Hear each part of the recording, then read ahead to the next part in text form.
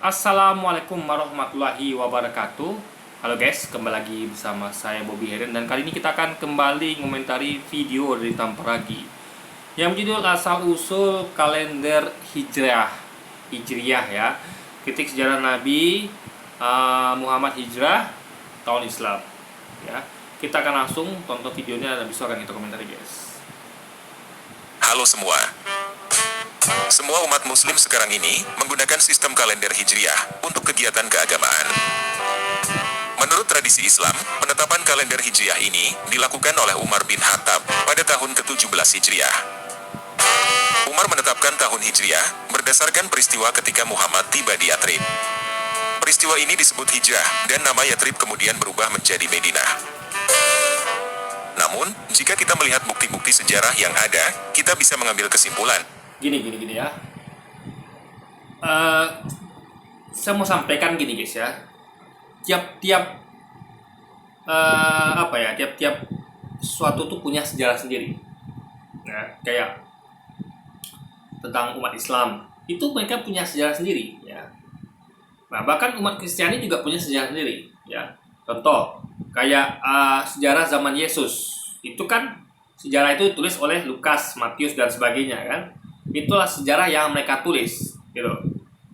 Jadi ada ini guys, ada dasarnya gitu kan. Lalu kayak sejarah Islam ya, itu ada penulisnya.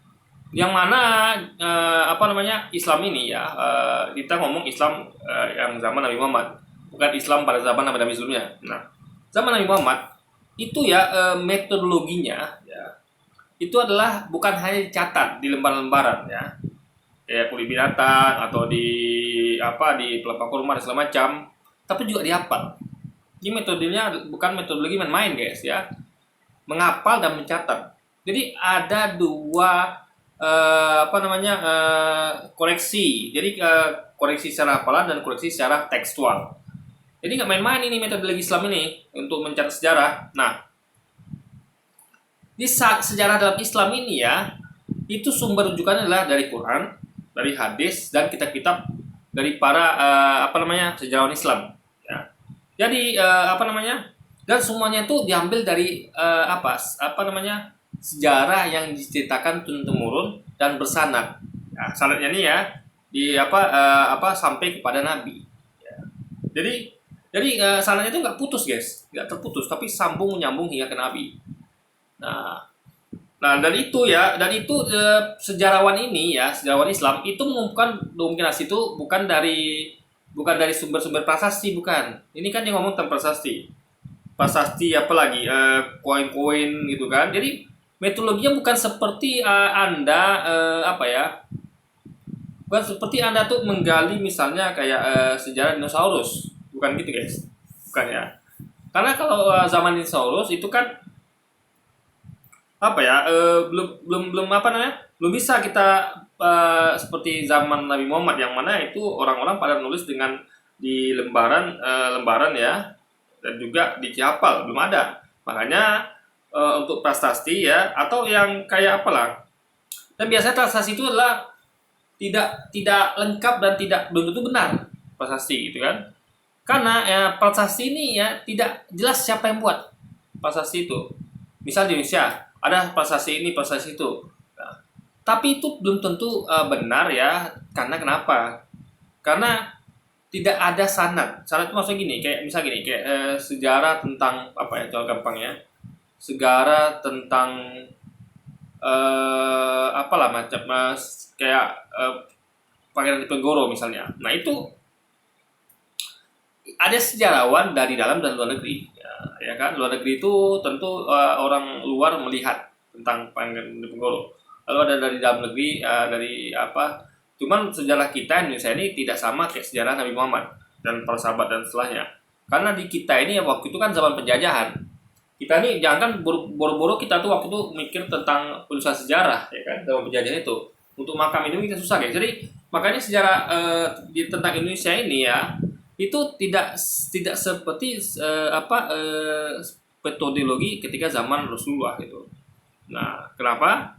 Karena zaman Rasul itu ya Islam itu menguasai setelah keruntuhan Romawi ya, dan juga Romawi Timur terutama, dan juga kerajaan Persia, itu Islam kan mendominasi di dunia, ya kan. Islam itu menguasai hampir sebagian besar wilayah dunia gitu kan, dengan kekhalifan kayak Abbasiyah atau Utsmani gitu kan. Nah, jadi memungkinkan ya sejarawan Islam untuk punya banyak waktu ya, punya apa ya, punya keluasan untuk mengumpulkan dokumen-dokumen sejarah ini guys. Ya, mereka meneliti, mengkaji ya, mereka tuh keliling mana-mana mencari dokumen ya, dan meneliti tingkat dari kesahihannya alias keakuratannya. Ini nggak sembarangan, jadi bukan misalnya ambil dokumen lalu main ambil gitu aja, tapi nggak teliti, nggak. Teliti, cara menelitinya adalah gini guys metodologinya ya. Jadi para ahli sejarawan ini mengumpulkan dokumen, bertanya pada saksi-saksi, ya kan. Nah, itu cara menelitinya adalah apa tingkat kekuatan tinggi apa tidak, itu kan makanya ada sebutan mengenai hadis. Itu ada hadis yang mutawatir, ada yang sahih, ada yang agak lemah, atau yang bahkan yang palsu. Nah, jadi Islam itu punya tingkat kekuatan yang tinggi untuk menilai sejarahnya gitu kan. Jadi nggak asal-asalan, nggak semua dokumentasi diambil, kayak apalagi nih prasasti yang nggak jelas pun diambil, ya kan. Poin-poin yang nggak jelas pun diambil gitu. Nah, jadi pokoknya ada dikaji lagi, teliti. Nah, cara menentukan apakah dia itu mutawatir, apakah hadis sahih atau lemah atau doif adalah dengan metodologi sanad. Ya. Sanad dari siapa disampaikan. Nah, lalu dilihat dari sanad sambung ini ada nggak yang di antara orang ini yang tidak dapat dipercaya. Misalnya mereka usia sudah tua sehingga pikun, lalu misalnya apakah mereka itu dapat dipercaya, orangnya memang jujur, apakah mereka ini misalnya kayak apa ya istilahnya ya, punya penyakit lupa, atau misalnya apakah kisah ini diriwayatkan oleh satu apa beberapa orang gitu. Semakin banyak kan semakin akurat kisah ini gitu kan, karena nggak dari satu orang aja. Nah, gitu. Nah, jadi banyak metodologinya guys. Jadi sejarawan itu adalah begitunya mereka meneliti sehingga tingkat keakuratannya sangat tinggi gitu kan, sehingga bisa diklasifikasikan apakah ini sejarah yang dari hadis itu, apakah ya tadi dari mutawatir, apakah ini sejarah yang apa di sini adalah doif ya, atau palsu, atau hadis sahih gitu. Nah, jadi nggak sembarangan guys. Dan lagi itu mereka, kalau anda mau tahu ya, Islam itu adalah umat yang kebiasaannya menghafal guys. Memang kita diajarkan untuk menghafal. Kenapa? Jadi kenapa umat Islam itu terkenal dengan hafalan? Ingat ya, umat lain itu tidak ada seperti umat Islam. Ya, tidak ada satupun ya umat beragama itu yang hafal kitab sucinya. Ya, apalagi hafal sejarahnya, nggak ada. Mereka membutuhkan dokumen-dokumen ya. Nah, tapi kalau anda lihat ya, umat Islam itu ya mereka hafal. Jadi mereka selalu mencatat ya, dokumentasinya ke dalam lembaran kulit natang atau pelepah kurma dan lain sebagainya. Mereka juga menghafal. Makanya kalau contoh sederhana kayak waktu pencetakan Quran. Jadi itu waktu zaman Khalifah Utsman atau Abu Bakar, saya lupa ya. Itu mereka semuanya mengumpulkan para sahabat. Para sahabat dikumpulkan, serta mereka diminta untuk membawa catatan mereka tentang Quran. Jadi mereka tuh punya catatan sendiri-sendiri tentang Quran dan juga punya hafalan sendiri-sendiri. Nah, itu mereka semuanya dikumpulkan ya, banyak sahabatnya guys, banyak sekali sahabatnya gitu kan. Jadi mereka tuh menyetorkan bukan hanya hafalan tapi juga teks yang mereka catat selama ini gitu. Nah, untuk menyamakan, meragamkan. Kadang-kadang kan Anda tahu ya, tiap manusia kan beda-beda dari tangkapnya, ya kan. Meskipun dihafal, meskipun catat, tapi tetap harus diseragamkan biar tidak ada salah paham. Karena gini misalnya ya, contoh, Anda pernah bermain apa nggak? Bermain ini ini permainan yang saya dulu pernah main, ya. Jadi sambung pesan nggak salah itu ya. Jadi misalnya ada 5 orang ya, 5 orang yang bersebelahan. Lalu ada yang pembisik pesan ke telinga orang pertama ya. Lah, lalu orang pertama nih yang setelah mendengar pesan yang dibisikkan itu akan membisikkan juga kepada orang kedua. Orang kedua nyambung ke orang ketiga. Orang ketiga ke orang keempat, dan orang keempat ke orang kelima. Nah, nanti orang kelima akan ditanya oleh yang membisik pesan pertama tadi, apa pesan disampaikan oleh orang yang keempat gitu.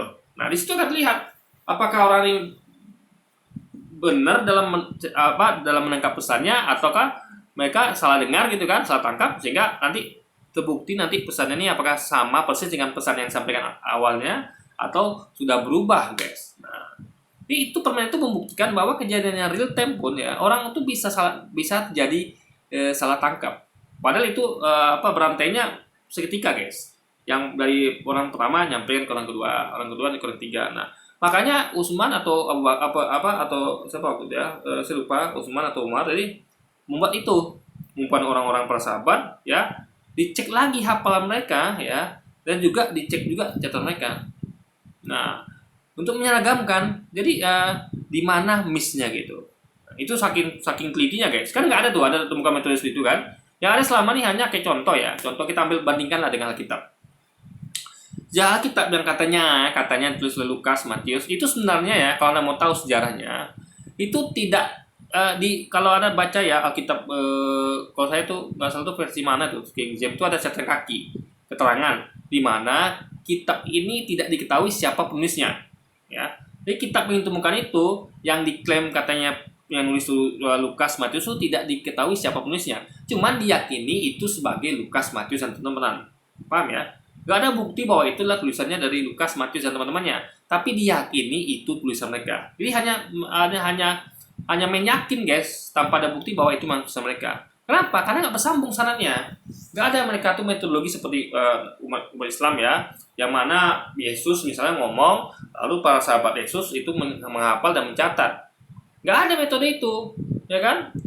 Nah, jadi para sahabat Yesus, murid-murid yang nggak ada yang hafal, ya kan?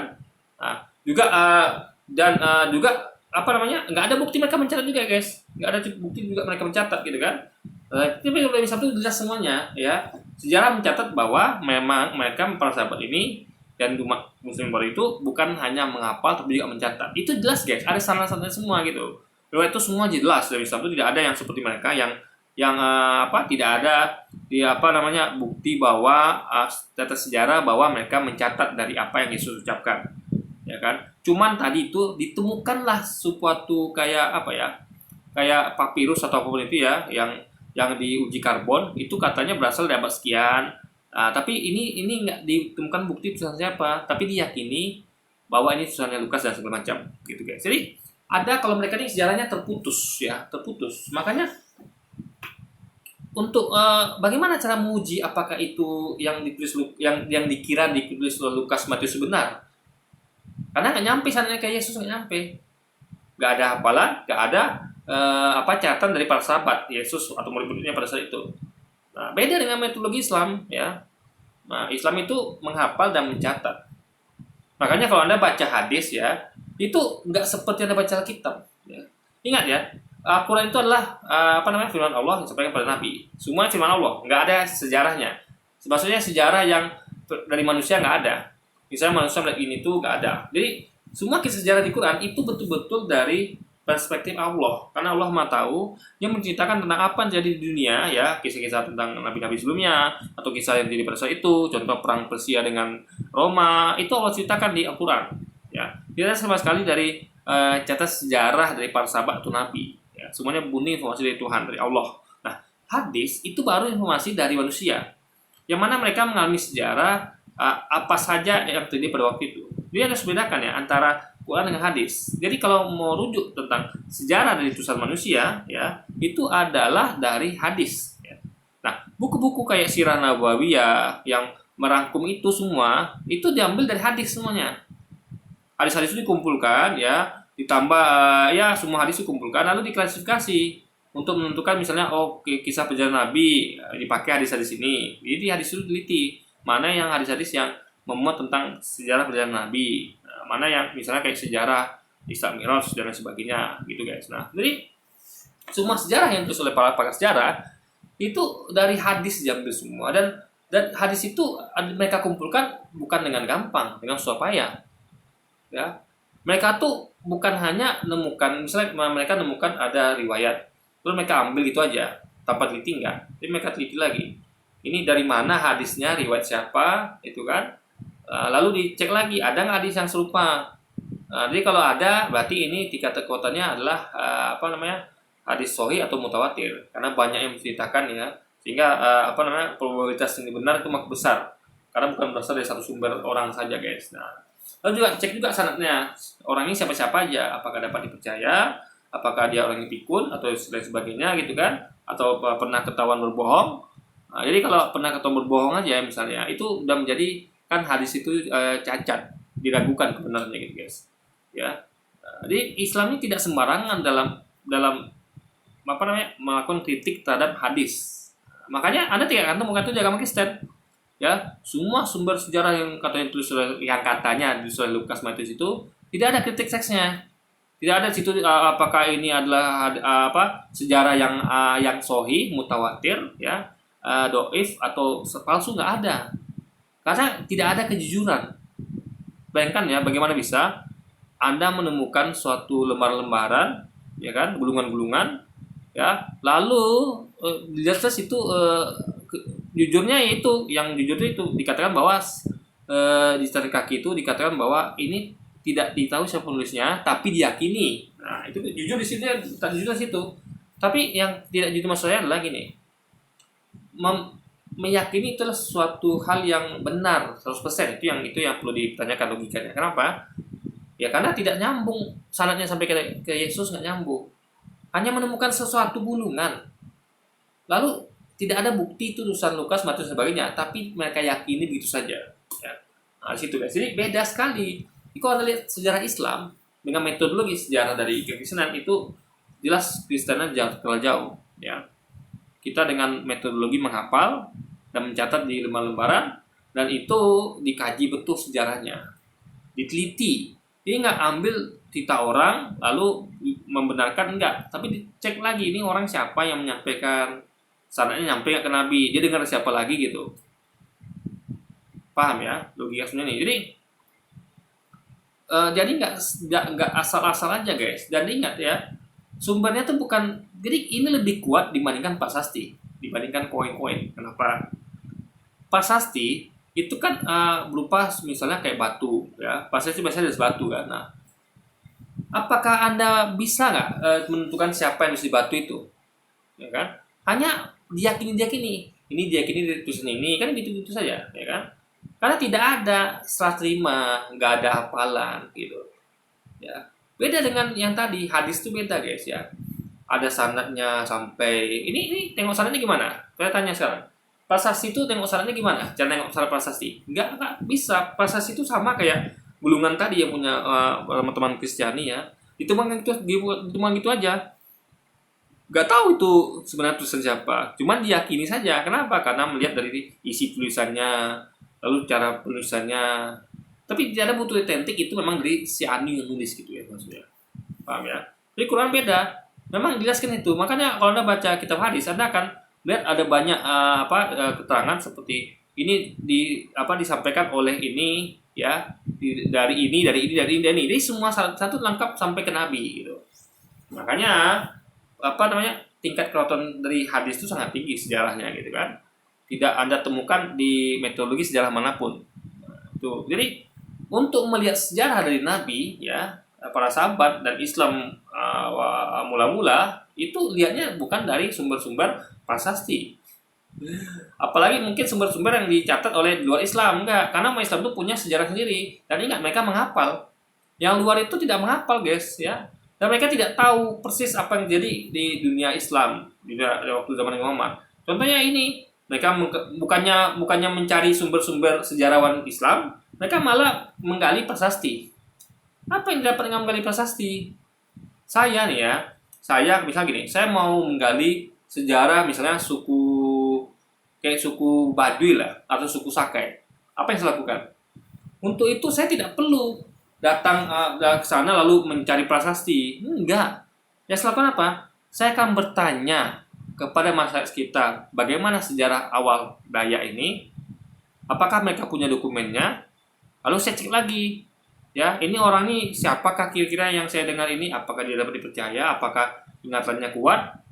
Apakah dia punya dokumen? Apakah ada yang lain juga menceritakan sama kayak dia? Gitu guys. Jadi gitu cara meneliti sejarah itu adalah langsung bertanya kepada penduduknya gitu. Kesaksian mereka apa saja, dan kesaksian itu diteliti. Apakah ada kesaksian yang sama? Siapa nih orang? Lalu apakah sanadnya sampai kepada dari waktu itu? Kan dia bisa gini. Saya mendengar dari misalnya si Anu, lalu si Anu itu dengar lagi dari si Anu. Jadi ada rantainya guys, mata rantainya nggak terputus gitu. Misal kayak saya nih, eh misalnya kayak apa ya? Misalnya saya punya bapak, punya kakek, punya buyut dan segala macam. Nah, itu ya ketika saya diceritakan sejarah tentang buyut saya, itu saya taruhnya dari bapak saya. Bapak saya itu dengan cerita lagi dari kakek saya dengan cerita lagi di ibu saya gitu. Jadi ada sanad deh guys. Jadi saya tuh nggak bertanya kepada sembarang orang gitu kan. Nah, lalu ketika misalnya bapak saya ini ya, itu juga saya nilai apakah dia orang yang memang jujur, apakah dia tuh orangnya pelupa, apakah pikun segala macam gitu kan. Nah, kayak gitu. Terus saya juga lihat lagi ada nggak teman bapak saya yang menyampaikan kisah yang sama tentang kakek saya itu. Oh, ternyata dulu misalnya kakek saya kan adalah seorang penjahit. Juga juga dulu tuh ada dia seorang polisi guys. Jadi dia pernah jadi Kapolresta, Kapolsek saya lupa itu ya, di dekat Artiris, Bangkinang dan segala macam. Juga waktu itu di daerah Kulim pernah juga dia jadi Kapolsek ya salah ya, Kapolsek nggak salah tuh, atau Kapolres saya lupa gitu. Nah, jadi sejarah itu saya dengar bukan dari satu sumber, saya dengar dari bapak saya, lalu saya diperkuat oleh tante saya, om saya. Jadi kalau saya lihat semuanya ini ngomongnya sama bahwa kakek seperti itu, nah itu berarti tingkat keakuratan dari sejarah kakek saya itu adalah tinggi. Kenapa? Bukan hanya satu sumber, ada beberapa sumber gitu. Tapi kalau cuma satu sumber menyampaikan kepada saya, yang lain tidak, itu kan? Mungkin jawabannya lupa atau nggak tahu atau bahkan menolak, nggak ada itu nggak benar. Nah, itu berarti ada keraguan di situ. Makanya kita klasifikasikan sebagai ini adalah palsu. Palsu dalam arti gini, tidak dapat diyakini kebenarannya, tapi bisa dipakai kalau misalnya kayak kalau di dalam Islam itu ya hal-hal yang tidak merusak akidah atau hal-hal yang apa ya dalam artian itu tidak urgent lah ya, urgent. Misalnya kayak dalam ibadah, misalnya kayak misalnya ada hadis, misalnya contoh kayak hadis yang tentang apalah kayak tentang bagaimana Umar itu apa namanya ya sholat tahajud sholat apa namanya nih, sholat waktu Ramadan ya, sholat tarawih itu panjang, tak berapa rakaat itu kan. Nah itu ya, itu kan tidak ada larangan untuk sholat tarawih sebanyak mungkin, nggak ada larangan gitu ya kan. Jadi untuk itu kita boleh pakai ya, karena ada larangan di situ, aman nih gitu kan. Nah, kecuali kalau memang hadis itu bertentangan dengan yang lain, misalnya ada larangan misalnya kayak sholat 5 waktu. Misalnya sholat itu cuma diwajibkan 5 waktu. Di luar 5 waktu nggak ada. Jadi sholat itu hanya ada subuh, zuhur, asar, maghrib, isya. Nggak ada lagi sholat lain. Nah, tiba-tiba ada hadis mengatakan ada sholat tengah malam misalnya, itu dijadikan sholat wajib.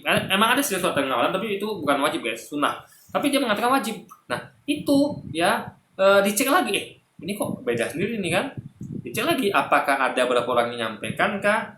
Apakah ini orang dapat dipercaya kah? Sarannya sampai nggak kepada yang dituju, pada Nabi?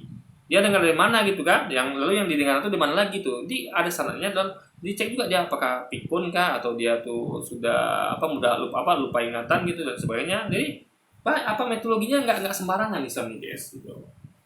Nah, jadi dari sejarah itu saking jujurnya ya, hadis itu diklasifikasikan nggak semuanya itu adalah pasti benar, nggak semua diyakini benar, ada tingkat-tingkatnya gitu. Nah, tapi yang pasti benar itu Quran. Kenapa? Karena Quran itu adalah bukan catat sejarah manusia. Dalam artian isi kandungan Quran itu memang dicatat oleh manusia karena mendengar apa yang Nabi sampaikan. Sama misalnya kayak Yesus ya katakan kan, aku yang datang untuk memberitakan Injil pada kalian. Nah, berarti yang memberitakan Injil itu Yesus, bukan Paulus dan sebagainya.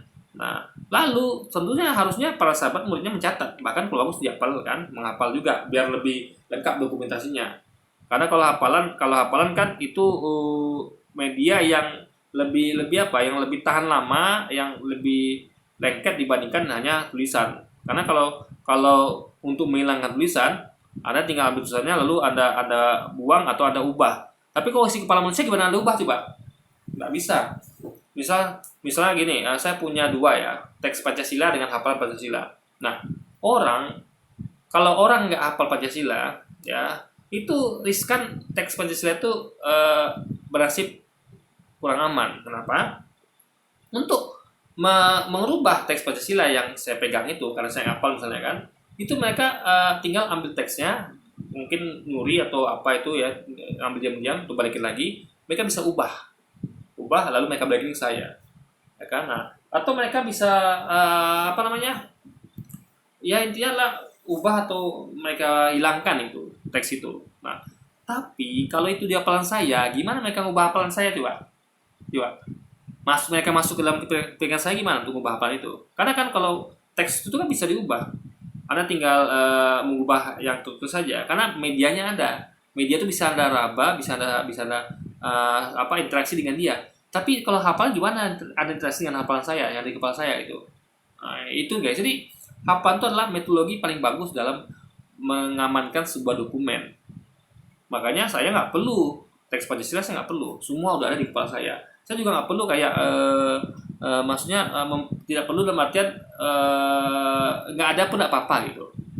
Kalau mereka kan tidak, memang betul harus ada. Karena kalau tidak ada teks itu, kalau diubah atau hilang, mereka kacau balau guys. Nggak ada yang hafal.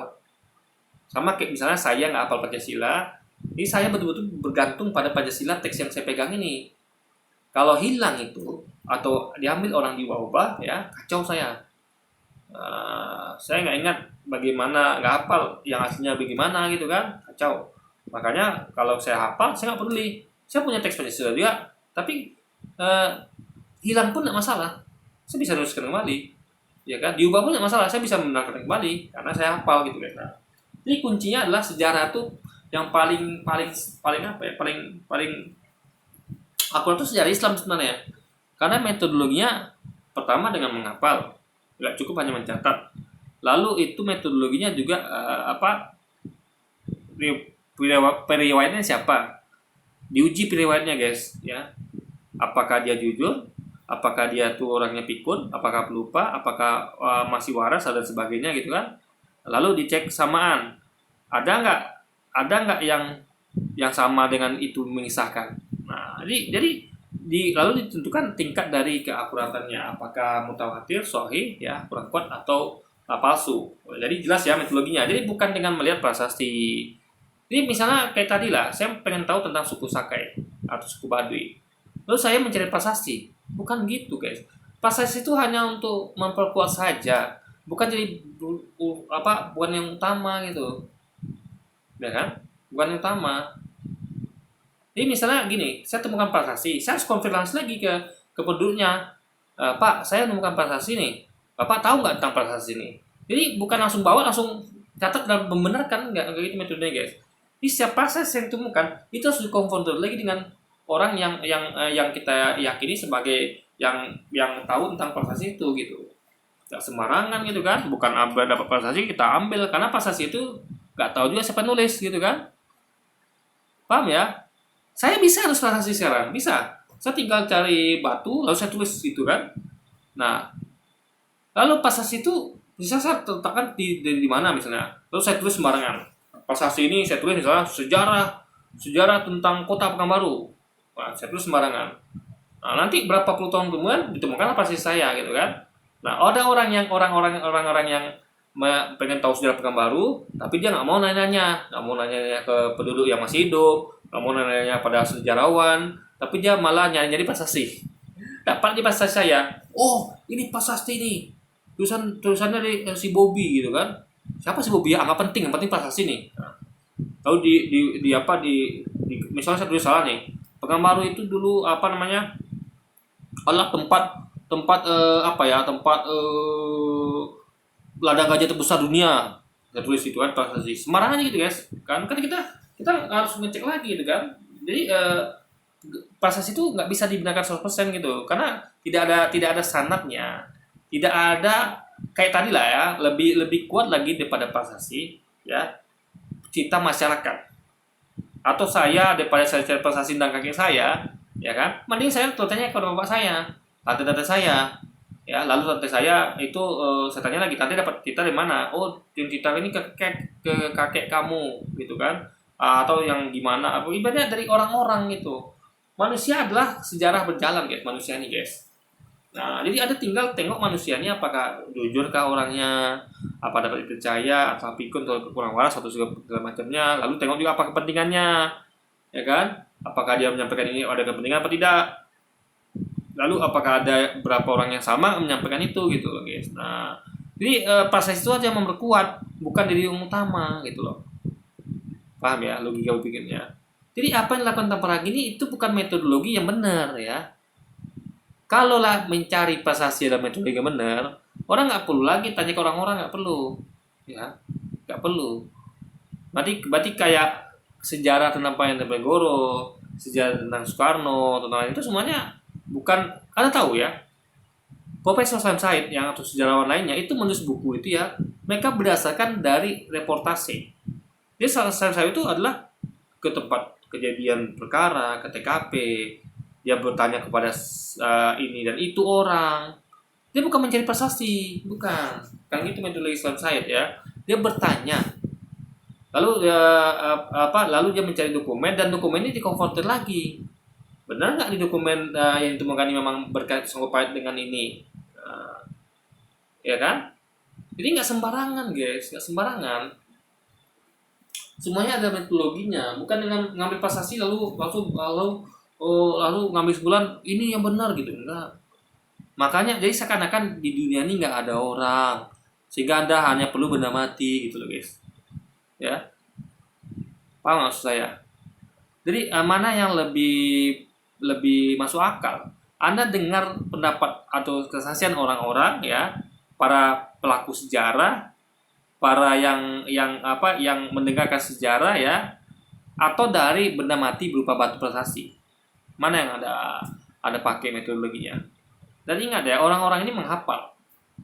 Apalagi orang-orang ini menghafal pula. Mereka punya juga dokumentasinya. Nah, kalau misalnya kayak saya cerita di tahun buyut saya, itu kan belum tentu bapak saya atau tante saya mencatat. Belum tentu. Apalagi mereka juga pasti tidak menghafal kan. Mungkin mereka hafal, tapi itu bukan karena mereka menghafal. Mungkin mereka ingat, guys. Jadi ingat sama hafal beda ya. Misalnya saya ingat kaki saya adalah dulu dia seorang penjahit. Karena saya pernah hidup sama dia kan. Tinggal sama dia sekitar 2 tahun 3 tahun. Jadi saya ingat kalau dia tuh seorang penjahit, juga seorang kerja sama orang Cina di kantor orang Cina dari pagi sampai sore. Juga tukang jahit sekaligus tukang jahit gitu kan. Nah, tapi dia adalah mantan polisi ya. Mantan cukup tinggi pangkatnya kayak si polisi itu. Buktinya dia pernah jadi kapolsek di beberapa tempat gitu kan. Nah, jadi itu bukan saya hafal kisah kayak saya tuh, ingat guys, kebetulan ingat gitu. Nah ini umat Islam ini bukan hanya ingat tapi menghafal, coba mainkan ya.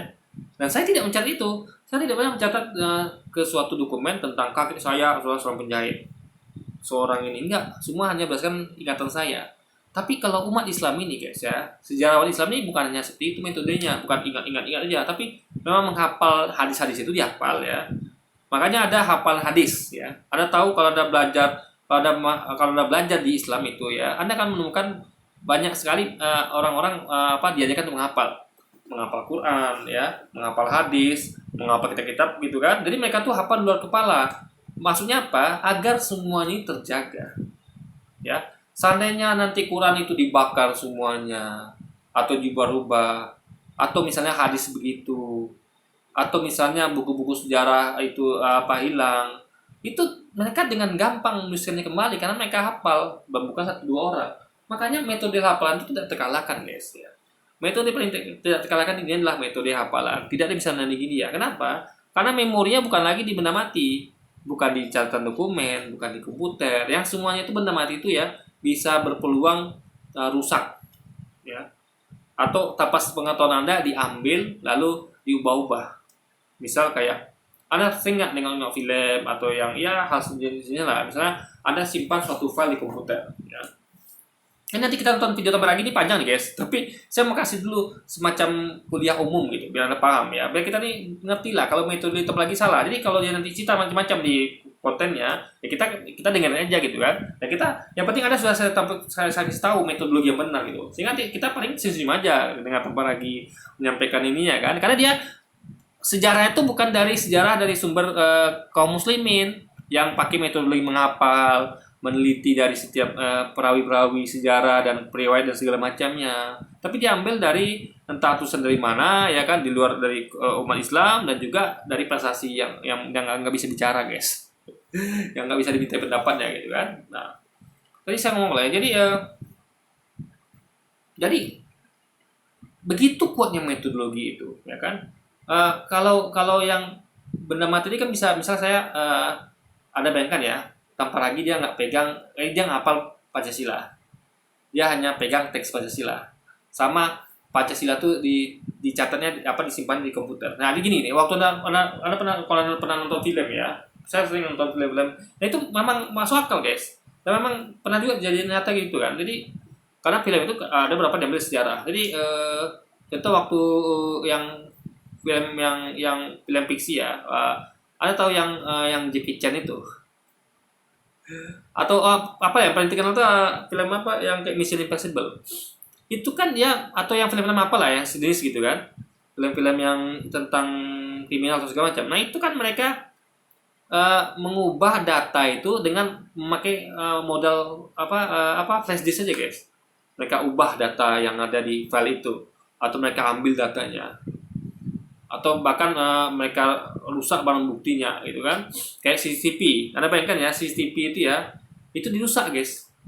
Jadi benda mati itu ya, dokumentasi di benda mati itu bisa dirusak, bisa dihilangkan ya, bisa dirusak dengan cara dibakar, dihancurkan segala macam, juga bisa diubah gitu. Karena dia tuh ada medianya, bisa kita interaksi dengan dia. Kayak dokumen di kertas kita bisa ubah dengan pena. Kalau di komputer kita bisa ketik ulang gitu. Tapi kalau itu dokumentasi di kepala Anda, hafalan, itu coba cara Anda ubahnya. Apakah Anda masuk ke dalam kepala saya? Kan enggak. Makanya guys ya, metodologi penyimpanan paling bagus adalah di kepala. Ya kan, dihafal. Jadi peluang hilangnya cuma kalau Anda meninggal, Anda dibunuh mungkin. Nah, itu baru hilang. Ya kan? Tapi ingat, bukan satu doang yang menghafal, banyak yang bisa menghafal. Jadi harus dibunuh semuanya baru bisa memastikan itu hilang. Tapi kalau teks itu ya, itu misalnya kayak gini, misalnya ada umat Kristiani di seluruh negara. Nah, ada orang yang iseng nih, misalnya dia hanya ubah di kitab suci itu di 3 negara saja misalnya. Nah, itu nanti mereka kebingungan, ya kan? Mereka lihat, ini kok beda ya? Kitabmu ngomong ini, kitab aku ngomong ini. Mereka nanti akan bersih tegang, ya kan? Nah, karena mereka tidak ada metodologi lain, cuma nengok dari kitab sucinya. Apa banding mereka lain nggak ada. Mereka mengatakan ya, itu kayaknya yang benar kitab kami deh, karena kan ini kitab kalian bertiga aja yang lain kan. Kitab kami ini semuanya kayak gini. Nah, paling kayak gitu metodenya guys. Tapi kalau orang hafal akan gampang. Jangan lagi dia sebelum dia ngomong orang lain, begitu dia langsung lihat kitabnya, kok beda sama hafalanku nih, hafalanku begini, tapi ini berarti ada yang ubah, langsung tahu aja guys, langsung tahu dia. Tapi kalau orang nggak hafal, ketika kitabnya diubah, misalnya saya hafal Quran, saya pegang Quran, lalu Quran ini diubah oleh orang. Ketika saya baca Quran ini, kan itu saya hafal. Jadi saya baca Quran ini adalah kayaknya gaya apa ya, bukan bisa saya udah baca Quran tapi cuma memori, tapi mungkin saya lebih enak sambil baca Qurannya gitu kan. Nah, jadi ya misalnya kayak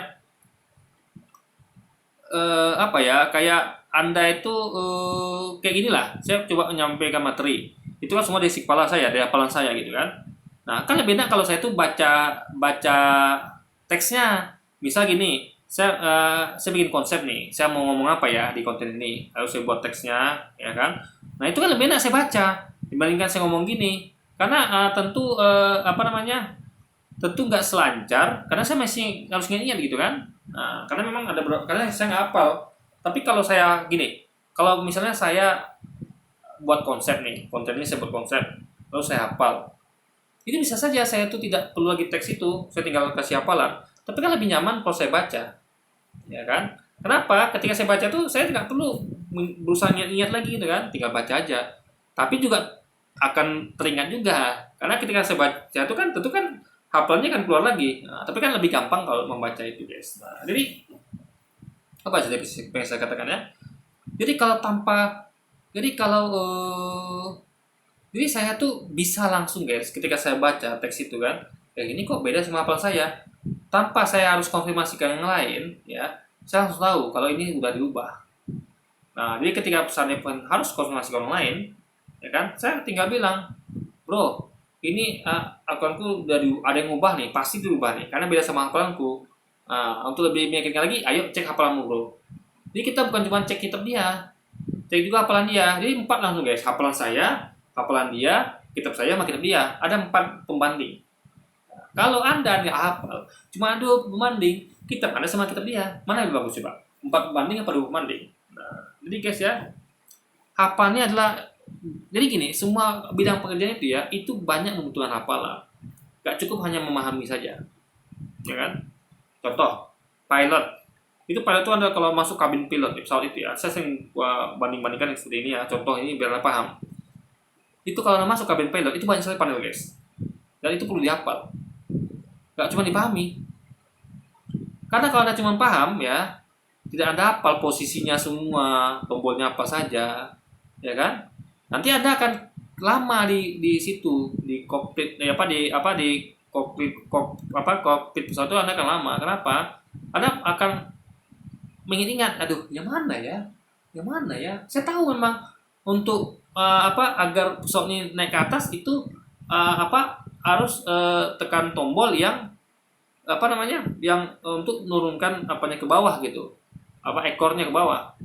Nah, tapi tombolnya mana gitu, nggak hafal kan? Nah, kacau guys. Apalagi saat emergensi darurat yang membutuhkan hafalan, misalnya mau posisi pesawat lagi ya tiba-tiba masih pesawat mati atau apapun itu kan, itu penting sekali gitu guys, ya kan? Nah, jadi dan fatalnya mereka suka meremehkan hafalan itu, ya kan? Ya kan? Kata mereka yang penting ngerti, ya, ngapain ngapal gitu kan? Mereka nggak tahu kalau hafalan itu sama pentingnya dengan mengerti, memahami. Bahkan menghafal itu memudahkan Anda untuk memahami. Nah, saya sering kasih contoh kan, misalnya kayak orang belajar karate, belajar diri, atau waktu kisah film yang memang masuk akal. Dia ada anak yang suka dibully. Anak Amerika suka dibully, ya kan? Dibully sama orang Amerika. Saya lupa tuh ada versi yang dibully sama orang Amerika, anak-anak Amerika, atau dari anak-anak dari Jepang atau Cina gitu kan. Nah itu anak-anak ini waktu itu dibela sama seorang master karate dari Jepang. Jadi banyak versi, ada beberapa versi film Karate Kid ini ya. Tapi yang saya ingat itu adalah Ohara. Yang yang belanya itu adalah Ohara. Dia membela anak ini dari orang-orang yang anak-anak bandel nih. Jadi dia kalahkan anak-anak yang mengeroyok si anak ini gitu kan. Nah, lalu si anak kagum, ini ahli kungfu nih kan, dia nggak tahu itu pintu karate.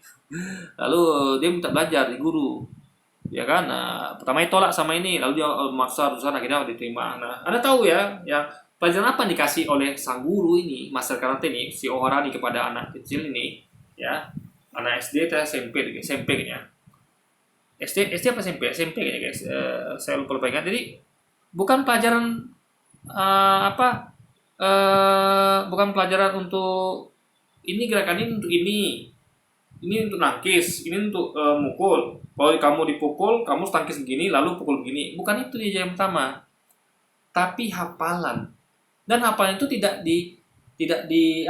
dipahami oleh muridnya. Jadi bukan begini ya. Ini namanya tangkisan. Kamu hafal ya, kamu lakukan gerakan ini terus menerus. Tapi tidak. Si guru bahkan tidak membuat muridnya paham ya bahwa itu sebenarnya gerakan karate. Jadi gurunya menyuruh muridnya tuh ya, kamu lap kaca ini ya, kaca mobil dan kaca rumah itu setiap hari ya. Satu hari itu berapa jam dengan gerakan seperti ini. Memutar keluar ya, tangan kanan, habis itu tangan kiri, memutar keluar. Nanti sebaliknya diputar lagi. Tiap 5 menit diputar lagi ke dalam ya kan, tangan kiri ke dalam. Harus begitu, nggak bisa asal-asalan ngelap kaca. Nah, murid nggak paham karena memang belum dikasih paham gitu kan. Jadi ini adalah namanya metodologi menghafal. Jadi si guru ingin muridnya menghafal gerakan itu. Gunanya apa? Biar refleks. Ya. Karena suatu kalau dilakukan berulang akan refleks sendiri. Di gerakan itu ya, kuncinya kalau Anda mau hebat bela diri, ya Anda ulang-ulang gerakan itu sehingga Anda menjadi hafal. Nanti nggak sengaja akan keluar sendiri guys. Ini karate kan, gerakan ke dalam. Wing Chun begini kata misalnya kan. Nanti mengulang-ulang gerakan. Oleh O'Hara ini dilatih mengulang-ulang gerakan tanpa diberitahu pada murid itu, tanpa dikasih penjelasan bahwa itulah gerakan tangkisan. Si murid nggak tahu kalau dia tuh sedang lagi diajarin gerakan karate. Murid tuh tahunya dia diajarin cara ngelap kaca. Berarti kan nggak dikasih pemahaman kan? Cuman disuruh gerakan itu untuk menghafal. Nah, karena si murid nggak paham, dia protes setelah menjalani sekitar berapa minggu tuh kan, dia protes. Pak, saya kini mau belajar karate, bukan belajar ngelap kaca. Kata sang guru, teruskan saja, kamu nanti akan tahu maksudnya, kenapa saya suruh kamu ngelap kaca dengan cara seperti itu. Nah, akhirnya muridnya nih nggak mau gitu kan. Nah, jadi gurunya nih baru dia kasih paham dulu guys. Ini karena nggak mau lagi murid suruh kan. Pan dia maunya sedikit lagi kamu lakukan itu, biar dia tuh lebih rasa gitu kan. Nah, tapi oke lah. Kamu ini nggak mau, dia terpaksa kasih paham saat itu juga. Maka dia memukul muridnya itu ya untuk mengetes refleksnya. Si murid tanpa disadari dia langsung nangkis. Dipukul lagi gurunya, nangkis lagi. Pukul lagi, kadang nangkis dalam, kadang nangkis luar. Berapa kali dipukul. Muridnya heran loh. Tadi aku usah ngapain? Ketika dipukul kenapa begini kan? Nah, baru gurunya kasih pemahaman. Itu yang kamu lakukan itu adalah gerakan yang kamu lakukan waktu ngelap kaca. Kamu ngelap kaca begini kan? Nah ini dalam karate disebut tangkisan keluar. Gerakannya seperti ini. Makanya saya ulang-ulang itu ya, suruh kamu ulang-ulang biar kamu hafal, biar kamu refleks. Nanti kamu paham sendiri, betul sekarang kamu paham kan? Nah, kamu paham kalau bahkan tanpa saya kasih tahu, kamu menggunakan langsung dalam gerakan tangkisan. Jadi hafalan tuh guys, itu penting sekali. Bahkan kalau Anda tidak kasih pemahaman pun, itu akan terpakai.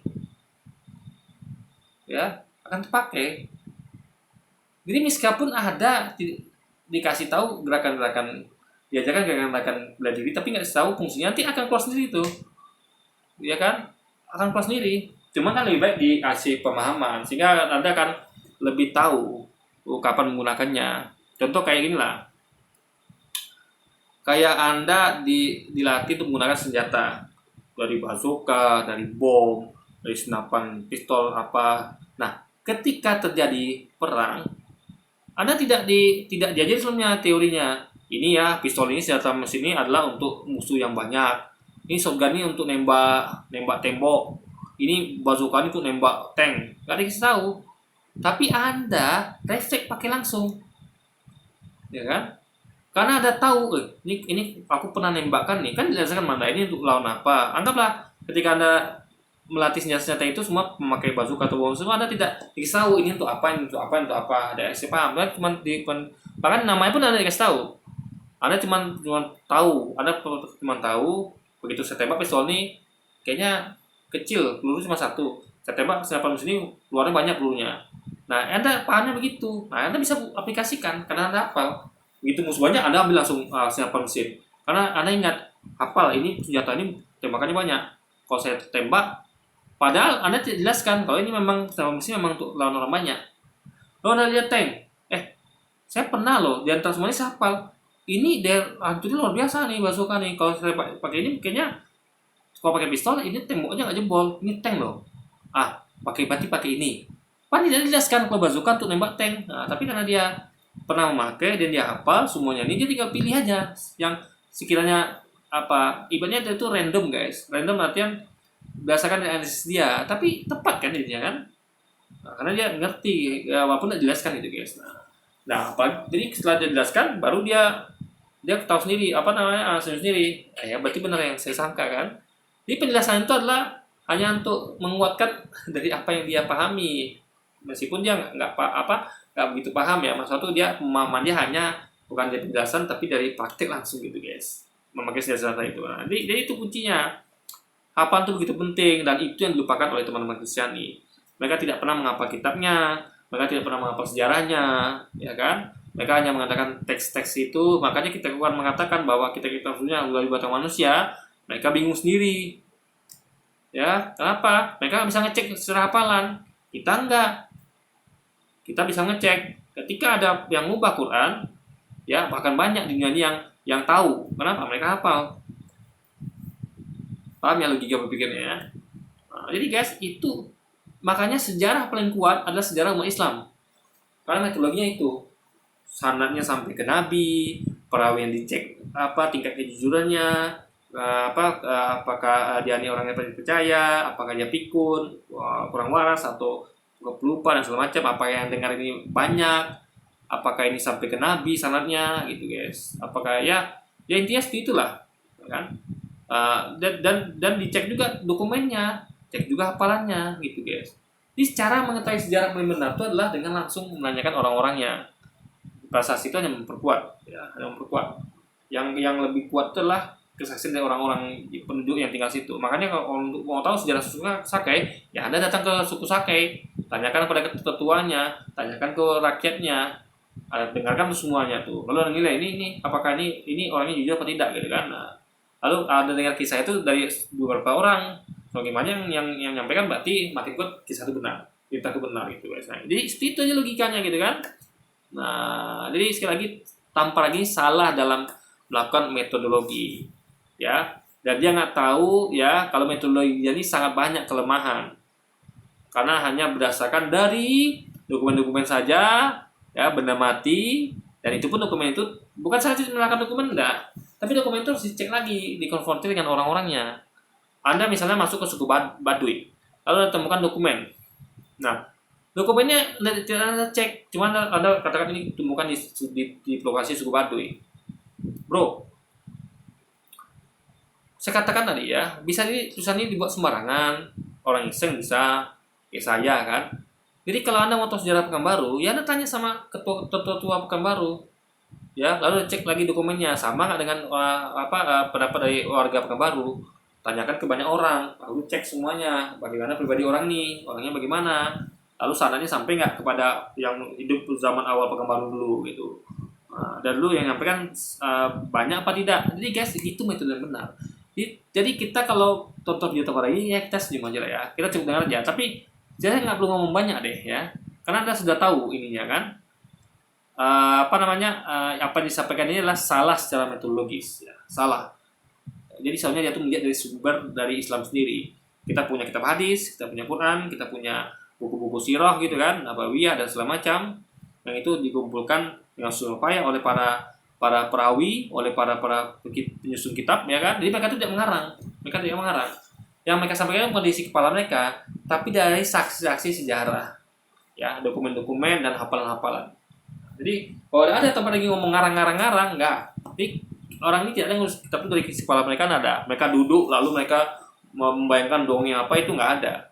Mereka tuh pergi ke TKP, ke lokasi. Misalnya mereka pengen tahu sejarah suku Baduy. Ya mereka tuh bukan duduk di meja lalu membayangkan suku Baduy begini begitu. Enggak. Mereka datang ke tempat suku Baduy atau suku Sakai.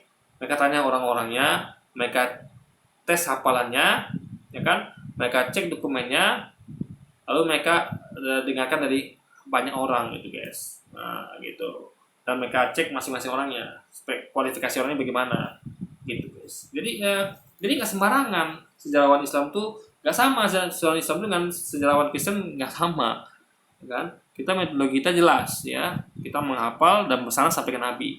Nggak ada yang terputus tengah jalan, nggak ada guys. Semuanya bersambung sampai ke Nabi. Bahwa peristiwa Muhammad hijrah ke Madinah itu tidak pernah terjadi. Kenapa bukti-bukti sejarah menunjukkan bahwa peristiwa hijrah tidak pernah terjadi? Dan jika peristiwa hijrah itu tidak pernah terjadi, kenapa ada kalender hijriah?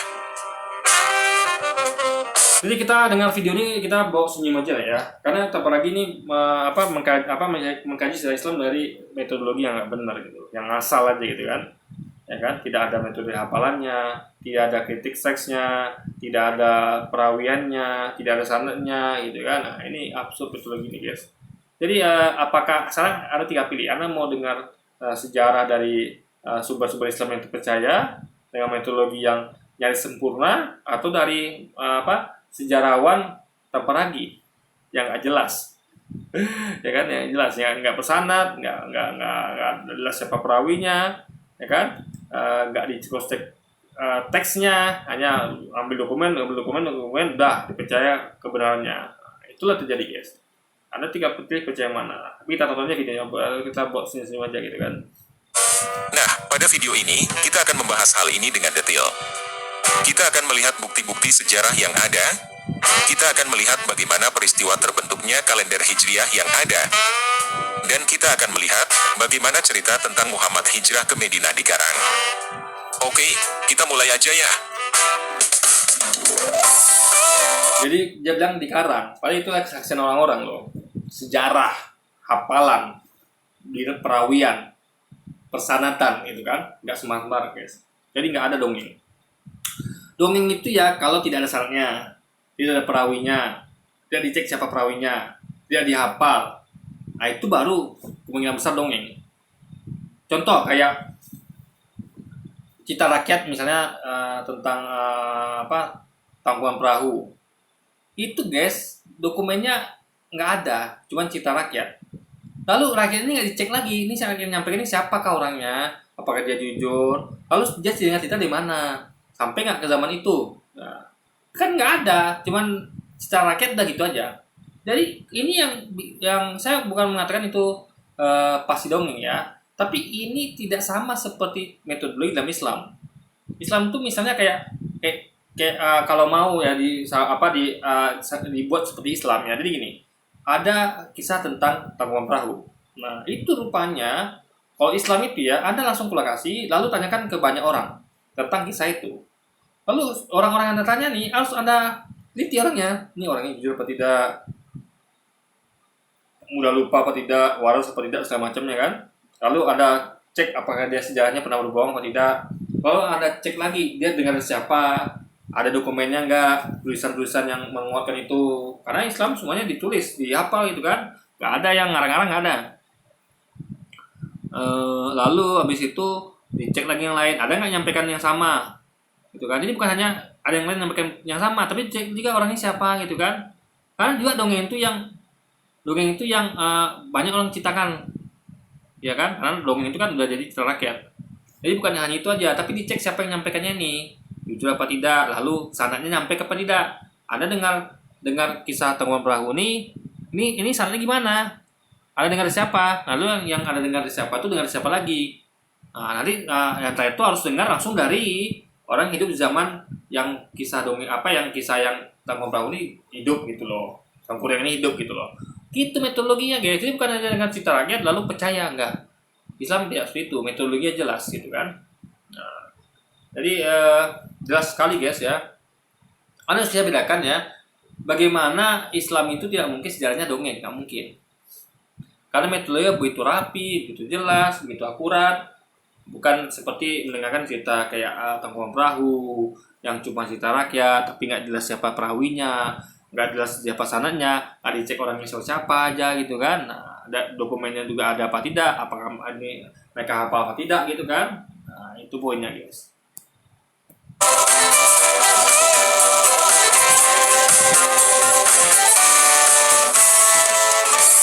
Contoh kayak dongeng Harry Potter itu kan Anda tidak misalnya kayak Anda tidak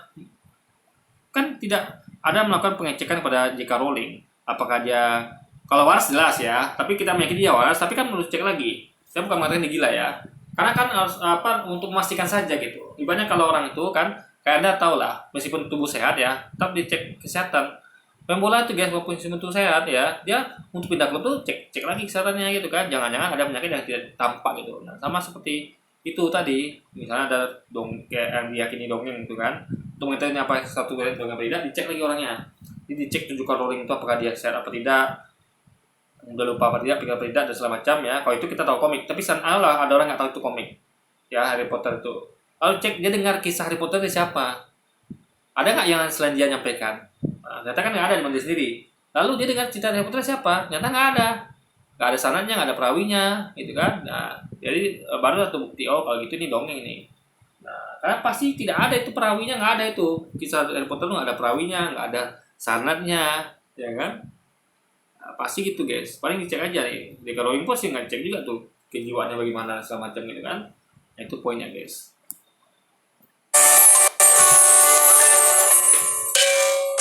Nah, hal pertama yang harus kita ketahui adalah sistem kalender Hijriah sudah ada sebelum Muhammad. Jadi, perhitungan hari dan lain sebagainya sudah ada sebelum Islam, bukan diciptakan oleh umat Muslim. Hanya saja ditentukan bahwa tahun 622. Ya, saya mau bahas dulu ini. Apalagi tau nggak, Islam itu adalah agama yang sudah ada sejak awal mula.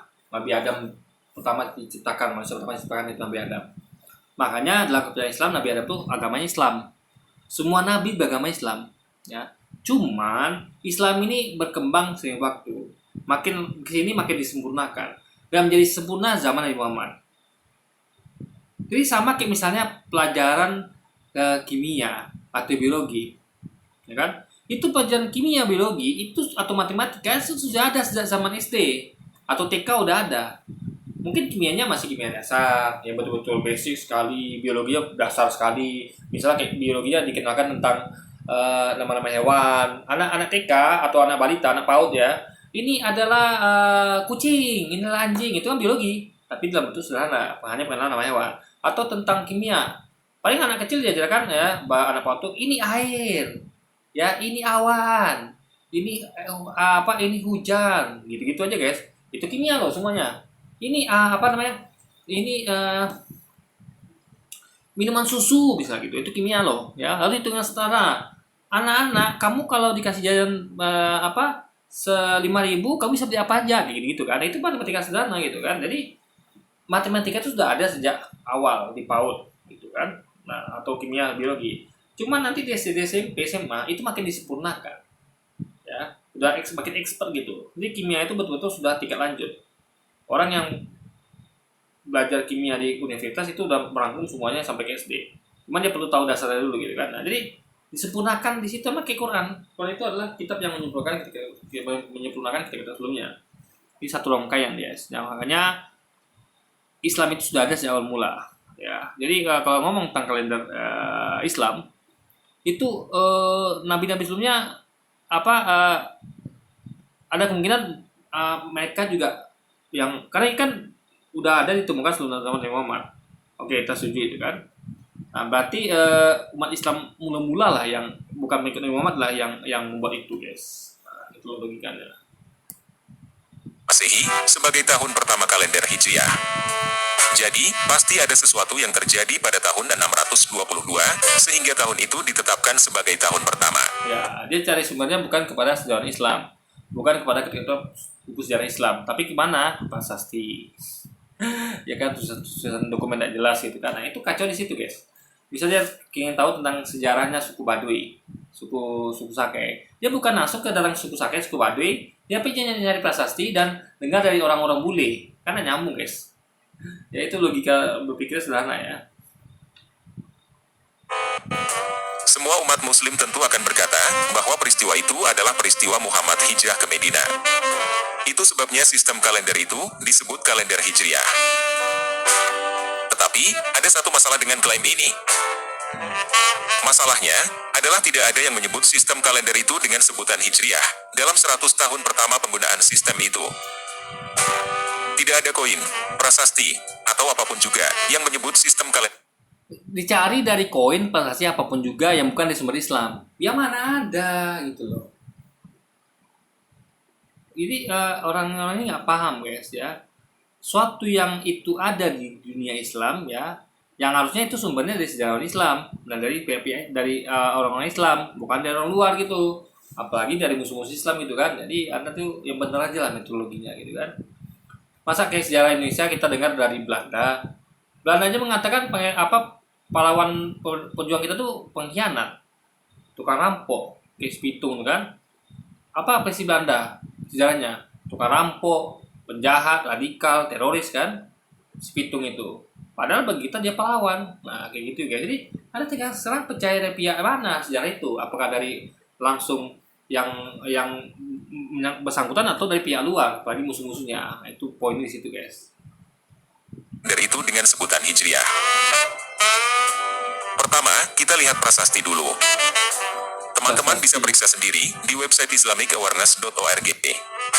Itu adalah website yang dibuat oleh Muslim, dan di dalamnya ada sekitar 70-an data prasasti yang ditulis pada 100 tahun pertama Hijriah. Dari sekitar 70 prasasti yang ada di situ, tidak ada satupun yang menulis kata Hijriah. Saya tidak akan menampilkan semuanya. Saya hanya menampilkan beberapa. Yang paling tua adalah prasasti Mut. Isinya adalah Salmah menulis pada 3 dan 20. Artinya, prasasti ini ditulis oleh seseorang yang bernama Salmah pada tahun 23. Tidak ada kata Hijriah di situ, hanya tahun 23 aja. Yang paling Di Salmas itu bisa dicek? Nggak bisa. Itu Salmas kita nggak tahu siapa, guys. Nggak ada riwayatnya, nggak ada sanadnya, ya kan? Makanya ya, lebih baik kita tuh cek kepada benda hidup, orang-orang dibandingkan benda mati, guys. Coba kacau nggak? Dia mau konfirmasi itu si Salma tuh siapa, selalu dengar dari mana itu kemana? Coba mau nanya ke batunya, ke prasasinya. Nah itulah absurdnya, guys. Metodologi kita beragi ini. akhir yang ada di situ adalah prasasti Said. Isinya seperti ini. Di dalam nama Allah, yang Maha Pengasih dan Maha Penyayang. Ya Allah, terimalah doa dan puasa dari Abdul Al-Ala bin Said. Peliharalah dia di tengah keluarganya, dan jadikanlah dia sebagai wakil. Dan buatlah dia menjadi berbudi luhur. Engkau punya kuasa atas segala hal. Semoga Allah memberikan kedamaian kepada dia. Jadi karena tidak diketahui siapa yang nulis prasasti ini, nggak tahu siapa sanadnya ke apa sampai ke Nabi apa tidak, nggak tahu siapa perawinya, ya kan? Ya, maksudnya tuh ini siapa? Ini kan termasuk perawi juga nih, yang nulis prasasti kan perawi. Tapi juga ada dia dengar siapa itu kan tidak ada. Itu sanad namanya yang sampai ke Nabi. Maka nggak jelas, guys, dan tidak ada pembanding gitu kan. Yang menguatkan prasasti siapa? Nggak ada. Makanya guys, ini metode ini absurd gitu kan. Jadi kita nggak tahu ini siapa nih orang gitu kan. Sama kayak yang kisah penemuan kitab suci mereka itu, ya, yang jelas di situ dikatakan yang jujur mereka mengatakan di jalan kaki itu ya di kitab versi King James kalau saya salah itu ini gulungan ini tidak diketahui siapa penulisnya, ya, karena tidak ada, tidak diketahui. Cuman diyakini tulisan Lukas, Matius dan sebagainya, guys. Jadi cuma diyakini tanpa ada pengecekan lebih lanjut, guys. Dan kedamaian atas dia, dan kemurahan Allah dan berkatnya. Dan ini ditulis pada Ramadan, tahun 109. Jadi, prasasti ini ditulis pada tahun 109, dan masih tidak ada kata Hijriah di situ. Ada satu prasasti yang sangat menarik, yang disebut prasasti Hamad. Prasasti ini ditulis dalam huruf Yunani. Isinya sebagai berikut. Pada zaman hamba Allah, Muawiyah, pemimpin orang beriman, pemandian air panas orang-orang di... Prasasti bahasa Yunani pula, guys. Anda bayangkan. Jadi gini, Anda nemukan prasasti, contoh. Jadi kayak gini ya logikanya ya. Kita mau cari sejarah suku Baduy atau suku Sakai. Atau tentang pangeran apa-apa, Sultan Hasanuddin atau siapa itu ya. Lalu ditemukan prasasti, bukan harusnya kan dalam bahasa minimal bahasa Indonesia atau bahasa orang setempat, bahasanya Sultan Hasanuddin atau bahasa suku Baduy atau suku apa. Tapi nama Allah itu bukan prasasti itu bahasa Belanda atau bahasa Portugis atau bahasa Yunani. Kacau nggak, guys? Ya kacau. Nggak mungkin orang-orang itu nulis kan pasti orang-orang luar ini yang tadi mana asalnya gitu. Ya bisa jadi penjajah Yunani atau orang-orang Yunani nggak jelas itu kan. Apa mungkin mungkin juga sih orang-orang yang pada bahasa Yunani, tapi itu peluangnya kecil sekali, guys, karena lebih bagus ya menurut mereka menulis dalam bahasa mereka sendiri. Ya ini saya yakin dugaannya adalah asumsi saya adalah orang Yunani yang nggak bisa bahasa Arab, ya kan? Karena kalau dia pakai bisa bahasa Arab, tentu kalau dia itu ditemukan di Arab ya, itu harusnya dia akan dalam bahasa Arab. Karena prasasti itu kan untuk ditemukan orang Arab harusnya. Makanya biar lebih kuat kayak gini loh. Anda mau buat prasasti tentang suku Baduy gitu kan. Misal saya hidup di zaman dulu waktu zamannya suku Baduy itu awal berdiri atau Sakai itu awalnya ada. Terus saya pengen bikin prasasti untuk menerangkan tentang suku ini karena saya pelaku sejarah di situ kan. Nah, lalu saya harusnya nulis dalam bahasa setempat. Lalu kenapa saya tulis bahasa Yunani gitu, guys? Itu nggak make sense gitu. Berarti bukan saya nulis. Jadi orang-orang itu udah pengen bahasa Yunani, tapi OGC itu apa coba? Untuk apa? Makanya lebih baik ditulis dalam bahasa setempat gitu. Itu baru masuk akal. Tanah diselamatkan dan dibangun kembali oleh Abdullah Putra Abu Asmou, gubernur, di tanggal 5 bulan Desember, pada hari kedua. Jadi ini kita ngomong dunia ya. Ingat, dunia ini luas. Sehingga Anda temukan prasasti, kalau misalnya ada kesamaan nama atau tempat, itu belum dapat dipastikan itu tempat yang itu gitu loh. Paham nggak maksudnya? Ya kan? nggak untuk pastikan itu, kayak misalnya kayak kelurahan aja ada yang sama kan, misal nama jalan ada yang sama, nama jalan ada yang sama, nama kelurahan ada yang sama gitu kan, bahkan nama kota ada yang sama. Intinya adalah, dan dulu tuh nama-nama kota tuh berubah gitu ya kan, nama kota nama negara berubah, kayak Rusia dulu tuh adalah Uni Soviet ya kan, sekarang Rusia, dan negara-negara lainnya itu ada perubahan nama. Jadi nama-nama kota berubah, nama-nama orang juga bisa berubah, yang dulunya nama Saul sudah jadi Paulus gitu kan. Nah, jadi guys ya, kayak nama nabi dalam Alkitab tuh misalnya Salomo, Yesus. Kalau kita kan namanya Isa, Sulaiman gitu. Jadi gitu, jadi kesamaan. Makanya kalau ada nonton film ya atau sinetron ya, film lah misalkan, itu ada disclaimer dulu guys, bahwa kalau ada kesamaan tempat, nama toko, nama orang, nama apalagi dan segala macam yang mirip di dunia nyata, itu hanyalah kebetulan. Paham ya? Ada disclaimer. Disclaimer tuh ada. Nah kan dia ini ada banyak kesamaan nama-nama itu guys, gitu. Ya kan? Karena tidak ada aturan mengatakan kalau bikin anak tuh harus beda namanya ya sama yang kita, nggak ada. Atau kayak dunia ini semacam udah terkoneksi. Jadi ada semacam badan yang ngurus urusan dunia. Misalnya ada saya di daerah saya ini mau bikin nama jalan. Lalu saya terhubung dengan dunia. Saya cek di dunia ini ada nggak nama jalan saya mau buatnya, ada nggak di dunia ini? Karena begitu. Suka-suka saya. Misalnya saya pengen bikin nama saya adalah Orchard Road, yang kayak di mana ya, yang di Singapura, Orchard Road. Bisa aja sih bikin di kompleks ini nama jalannya Orchard Road, bebas, karena nggak ada aturannya, ya kan? Nggak ada juga apa badan dunia yang atur itu. Yang tempat ngecek juga ada, bebas aja guys itu. Kayak nama tempat juga, ya, bisa aja lo ngasih tempatnya apa saja gitu namanya kan, suka dia gitu. Apalagi sekarang ada pemekaran ya, yang awalnya belum ada jadi ada gitu. Intinya guys ya, kalau ada kesamaan ya itu termasuk cocokologi ya. Jadi tanpa lagi secara kasar dia melakukan cocokologi. Dan ingat ya, cocokologi itu bukan salah, benar itu metode cocokologi. Cuman ada metodenya, nggak asal-asalan. Jadi kalau ini ya, ini kan sebenarnya dia lagi mencocokkan nih. Oh namanya kayaknya sama dengan Nabi Muhammad nih. Oh namanya sama kayak nama sama sahabat. Namanya sama kayak nama kota yang disebut-sebut di Quran hadis. Tapi hanya segitu aja, hanya ini mirip gitu. Tapi dia tidak cek, dia kan tidak cek dari sumber Islam nih, hanya nengok prasasti dokumen lalu, kayaknya ini sama dengan nama itu deh, kan kacau. Misalnya kalau anda misalnya kayak orang bule baca sejarah tentang Indonesia, dia melihat misalnya ada nama daerah ya, tempat jenderal dibunuh gitu kan di tahun 65 pemberontakan G30S itu kan di Lubang Buaya. Lalu mereka tiba-tiba temukan ada tempat lain namanya Lubang Buaya, ya kan? Lalu mereka mengatakan, Lubang Buaya itu bukan di situ, di ini ya, ada tempat di sini ya kan? Padahal itu bisa jadi sama nama atau gimana gitu kan? Nah jadi nggak paham mereka nih hal gitu guys. Paling dicek dulu ini apakah betul itu yang dimaksud kesamaan ini, apakah kebetulan atau bagaimana gitu kan. Nah, jadi nggak bisa guys, metode gitu nggak bisa. Harus cocokologi itu penting ya, tapi bukan gitu metodologinya yang benar. Tahun ke-6 tahbisan, tahun 726 pendudukan, tahun ke-42 menurut orang-orang Arab. Untuk penyembuhan orang sakit di bawah asuhan Johannes, pejabat Gadara.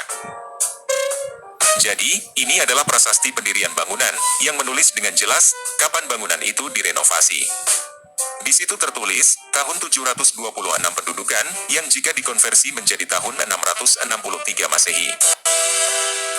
Yang menarik adalah di situ, tidak ditulis tahun ke-42 Hijriah, tetapi ditulis tahun ke-42 menurut orang Arab.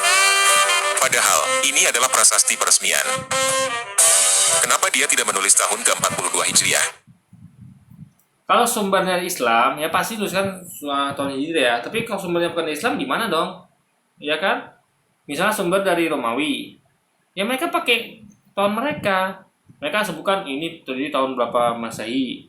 Mana ada mereka mengatakan ini terjadi waktu tahun sekian Hijriah, kan tidak. Tergantung yang ngasih tahu gitu. Makanya kalau mau tahu tentang Hijriah ya dari terus dari dokumen Islam, sejarah Islam, bukan dari sejarah Romawi atau lainnya guys gitu, atau sejarah orang Arab, karena nggak semua Arab Islam itu logis.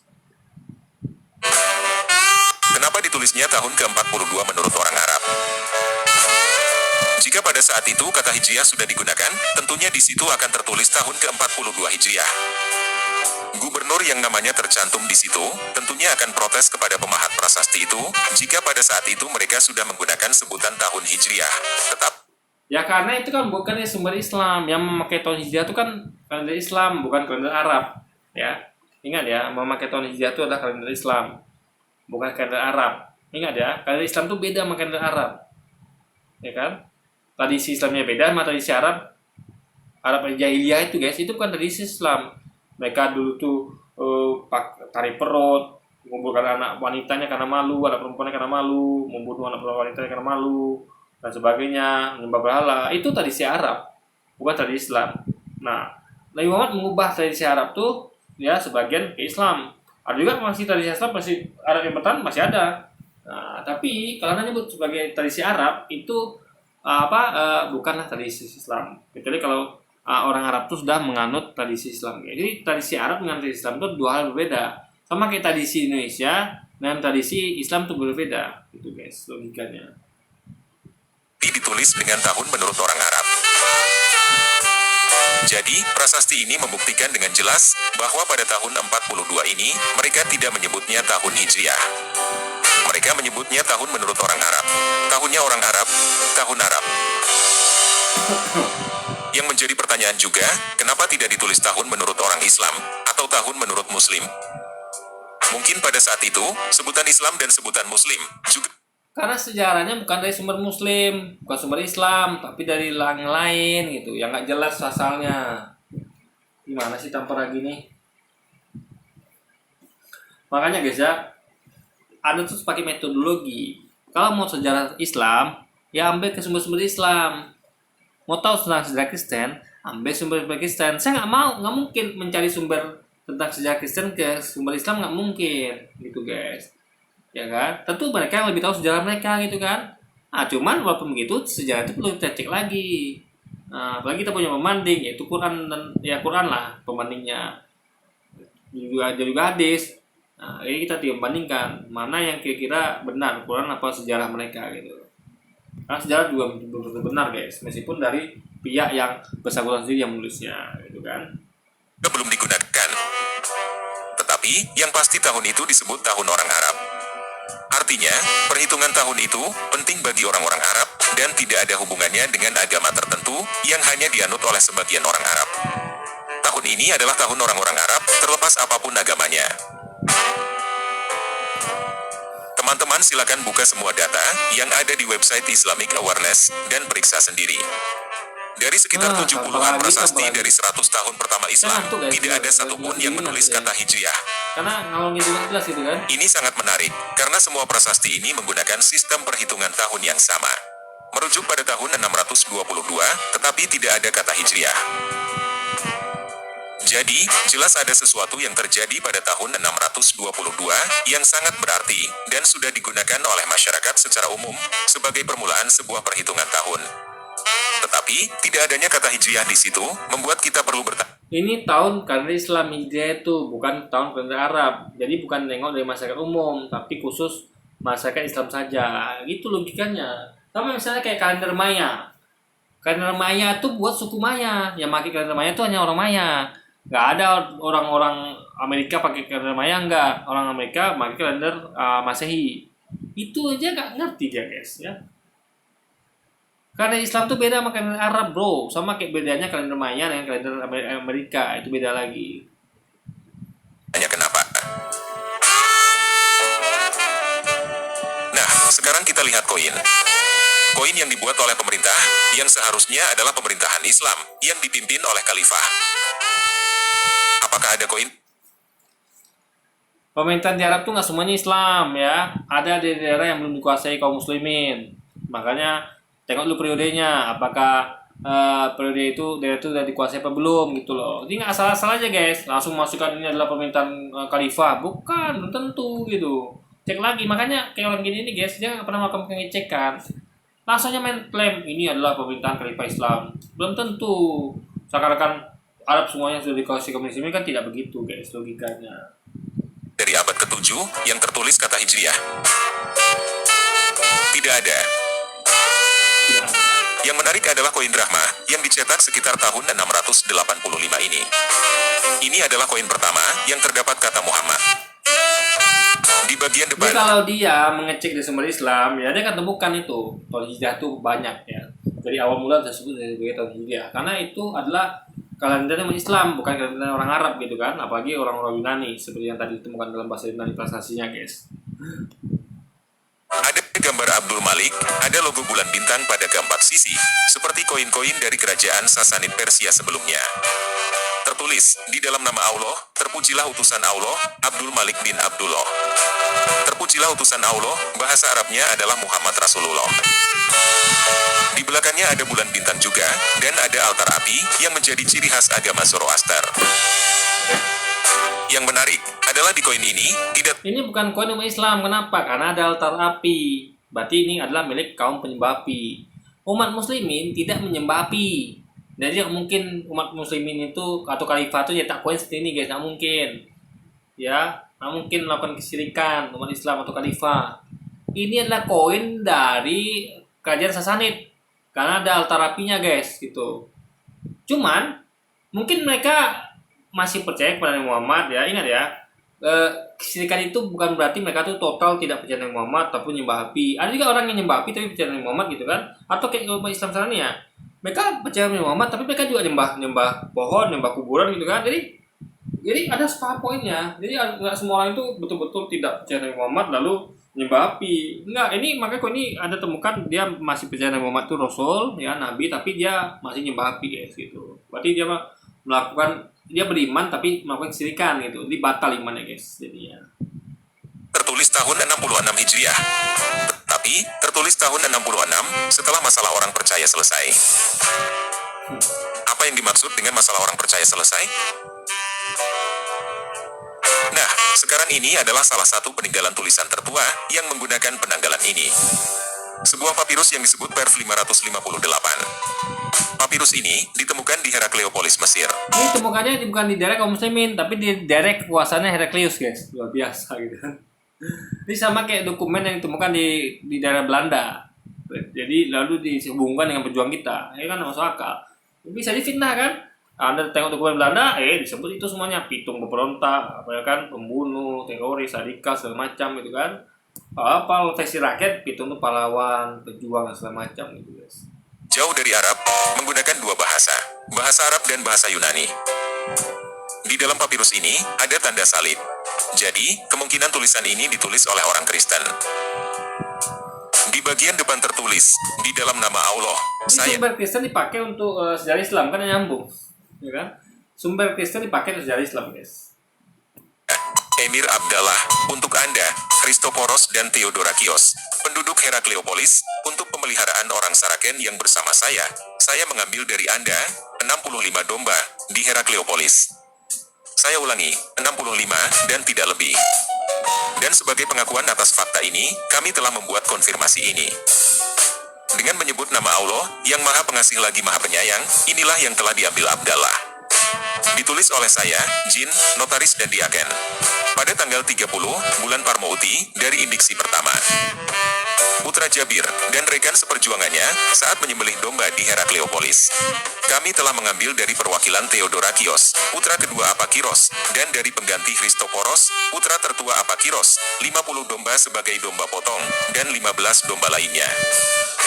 Dia memberi mereka untuk disembelih, untuk awak kapalnya, serta kavaleri dan infanteri berbaju dada, di bulan Jumada yang pertama, di tahun ke-22. Ditulis oleh Ibnu Adid. Di bagian belakang tertulis, dokumen tentang pengiriman domba, kepada orang Magari, dan orang lain yang datang, sebagai uang muka pajak dari diksi pertama. Jadi, tulisan ini kemungkinan ditulis oleh orang Arab Kristen pada tahun ke-22 di Herakleopolis, Mesir. Di sini, kembali tidak ditulis tahun ke-22 apa, hanya tahun ke-22 aja. Tidak ada kata Hijriah, tidak ada kata... Ya, orang Kristen tidak memakai ya bro ya. Orang Kristen tidak memakai kalender Hijriah. Itu kalender umat Islam. mereka memakai kalender Masehi. Itu dipahami ya. Kristen itu kalender Masehi, yang memakai kalender Islam itu hanya umat Islam ya. Islam, tidak ada kata Muslim. Yang ada adalah kata orang Saraken dan orang Magari. Jadi, perhitungan tahun ini dipergunakan oleh orang Arab secara umum, terlepas apapun agamanya. Bukti-bukti tertua dari prasasti, koin, dan tulisan menunjukkan bahwa penggunaan tahun ini pertama kali digunakan sekitar tahun yang ke-22, dan sampai lebih dari 100 tahun, tidak ada satupun yang menyebutnya sebagai tahun Hijriah. Nah, jadi, kapan pertama kali ada bukti sejarah istilah tahun Hijriah dipergunakan? Seharusnya, pertama kali istilah Hijriah digunakan adalah di dalam buku Sirat Rasulullah yang dikarang oleh Ibnu Ishaq atas perintah Khalifah. Ya, ini karang sini bukan berarti dia ngarang isi kepala dia, enggak. Dikarang maksudnya itu dikumpulkan dari sumber-sumber terpercaya, ya. Dicek lagi perawinya siapa, sarannya sampai ke Nabi apa tidak, ya. Perawinya seperti apa, spesifikasi atau biodata segala macamnya gitu guys. Hafal nggak dia, berapa orang yang menyampaikan, dicek semuanya gitu. Makanya kayak buku itu ya ada disampaikan juga hadisnya, diambil dari hadis ini hadisnya misalnya kuat atau lemah atau palsu gitu guys. Jadi Islam itu tidak ada yang asal-asalan gitu kan. Aduh, tambah lagi Pak Al-Mansur untuk anak-anaknya sekitar tahun 762 setelah Bait Al-Hikmah berdiri. Oleh karena itu, ada kemungkinan cerita tentang Nabi Muhammad hijrah ke Yathrib adalah dongeng karangan Ibnu Ishaq untuk anak-anaknya Khalifah Al-Mansur. Jadi orang-orang ini bukan duduk diam lalu mengarang gitu, enggak. Mereka bergerak, mereka mencari sumber-sumber. Mereka yang semua mereka tulis adalah berdasarkan dari kajian mereka ke banyak tempat, hasil pengumpulan dokumen, bertanya pada saksi, mencari perawi-perawi, memastikan ini sampai Nabi apa tidak gitu guys. Jadi enggak seperti orang yang dibayangkan lagi duduk diam-diam di istana lalu mengarang, oh ada kisah apa mau sampaikan pada ini ya, aku kan kisah apa, bukan gitu. Aduh, coba kita cek bukunya Ibnu Ishaq, itu ada yang temukan hadis-hadis ya. Ya, situ ada perawinya siapa, syaratnya siapa-siapa aja gitu. Jadi nggak ada jadi kalau dongeng guys ya, tidak akan ada temukan seperti itu di bukunya. Atau Anda baca buku karangan Ibnu Ishaq, tidak akan ada temukan misalnya dia ngomong cerita Nabi lalu tidak ada perawi sanad, nggak mungkin.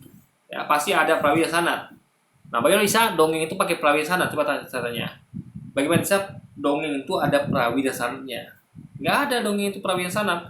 Seperti J.K. Rowling itu nulis dongeng Harry Potter, itu nggak ada. J.K. Rowling itu menyampaikan perawinya siapa, soalnya sampai Harry Potter apa tidak, kan nggak ada guys. Makanya jadi nggak ngerti. Dia menyamakan antara buku Harry Potter dengan buku karangan Ibnu Ishaq guys. Ini kacau berpikirnya ya. Kenapa saya mengatakan seharusnya? Karena buku Sirah Rasulullah karangan Ibnu Ishaq yang asli juga sudah tidak ada. Yang masih ada adalah editan buku itu oleh Ibnu Hisham pada abad ke-9. Begini ya, mereka ini kan menghafal ya, dan ingat ya, dan belum tentu berupa buku. Ingat ya, ada yang hanya masih berupa lembar-lembaran yang bersifat jadikan buku, lalu dikumpul-kumpulkan lagi, lalu dijadikan buku. Jadi proses pembukuan pun bukan pada setiap orang, enggak. Ya, ada orang yang cuman baru nyiapin dokumennya saja, belum dibukukan gitu. Itu sih pahami Anda ya. Jadi nggak ada yang langsung dia yang ini langsung buat buku, enggak. Gitu loh guys. Jadi semuanya tuh Anda harus paham metodologinya. Jadi nggak ada, makanya dia meyakini bahwa Al-Quran itu adalah buku yang gedebuk turun ke langit. Nah, jadi dia nggak paham. Jadi dia kira semua buku itu lah karangan orang masing-masing. Quran dikarang Muhammad, tulisan Muhammad, buku Ibnu Hisham dikarang oleh Hisham, dalam artian karang tanpa mengecek ke tempat-tempat, cek perawi dan periwayatnya, syaratnya, tapi langsung aja isi kepala dituangkan, enggak begitu. Kan dari cara dia mengatakan bahwa Quran adalah buku yang tunggal pun langitnya udah error guys. Quran firman Allah yang disampaikan kepada Nabi Muhammad ya di Guru Akhirat itu ayat pertama ya kan, disampaikan bertahap sama waktu jangka belasan tahun ya hingga akhirnya sempurna ya kan, kontrol semuanya itu disamakan dengan buku yang turun ke langit. Waktu itu bahkan Quran dibukukan Zaman Nabi sampai meninggal itu Quran belum dibukukan, masih berupa lembaran-lembaran di kulit binatang, ya kan, di kulit binatang, di pelepah kurma dan tempat lainnya. Bahkan ada kisahnya tuh, Qurannya ada yang catat siapa salah satu sahabat tuh dimakan ayam, ya, belum dibukukan lagi. Nah, mereka cuma baru mencatat ke lembaran-lembaran itu ya oleh individu sahabat-sahabat dan kaum muslimin, dan mereka masing-masing menghafal, guys. Baru ada inisiatif pada zaman Umar atau zaman Utsman tuh, saya lupa ingat ya, zaman Utsman kayaknya, untuk dibukukan agar terjadi kesatuan. Sehingga semua sahabat dikumpulkan, saya sampaikan ini metodologinya, satu hafalan, satu dokumen, baru digodok. Ini karena seperti saya sampaikan tadi ya, pesan-pesan itu, pesan berantai itu bisa aja salah gitu kan. Saya pendengar pertama, ada pendengar kelima di sana, bisa jadi apa yang saya dengar tuh saya sampaikan ke ini sambung sampai ke dia dengarnya beda gitu kan, karena dia nggak langsung dari saya dengarnya, dari orang kedua, tiga, empat gitu guys. Sama seperti itu juga. Maka ada dengar langsung dari Nabi, ada yang dari Nabi itu ada yang dengar dari orang yang Nabi sampaikan, ada yang dengar lagi dari orang yang disampaikan oleh orang yang disampaikan Nabi gitu, ngerti ya maksudnya? Nabi sampaikan orang ini sampaikan ke orang ini, baru sampai ke orang ini. Ada lagi yang tiga lapis gitu kan. Nabi sampaikan ke orang ini sampaikan ke orang lain lagi, orang lain ini sampaikan ke orang lagi, baru sampai ke orang itu gitu. Jadi seperti itu guys, makanya itulah namanya sanad kalau sampai ke Nabi. Nah, gitu loh. Dan dicek yang perawinya, spesifikasi perawinya, kualifikasinya. Lalu tengok juga apakah ini ada berapa kesejahteraan yang sama, hafalan sama gitu kan. Jadi guys, Islam ini nggak gampangan gitu, seperti yang dikira oleh Tabaragi metodologinya gitu kan, yang disebut Sirah Nabawiyah. Jadi, bukti-bukti sejarah membuktikan bahwa istilah Hijriyah baru digunakan lebih dari 200 tahun kemudian. Sebelum itu, perhitungan tahun ini sudah digunakan dengan menggunakan istilah tahun orang Arab. Ini faktanya nih ya, ini saya malas di sini guys, tapi Anda bisa tonton kali ini saya skip aja ya. Malas saya guys, ngantuk saya guys. Karena ya kita penting poinnya adalah disampaikannya adalah bukan dari sumber Islam, bukan dari Islam. Yang jelas metodenya sangat bagus metodologinya ya. Yang hampir minim dari peluang terjadi kesalahan. Karena dihafal dan dicatat dan itu pun orangnya nggak sembarangan.